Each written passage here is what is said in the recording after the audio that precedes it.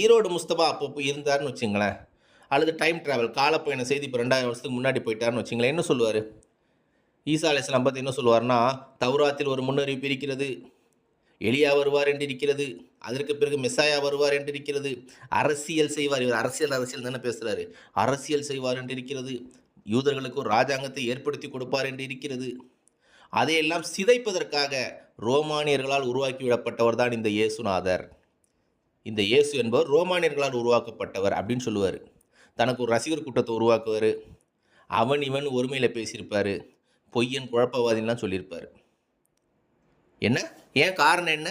யூதர்கள் எதிர்பார்த்திருந்தது போல ஏலியா வானத்திலிருந்து வரல.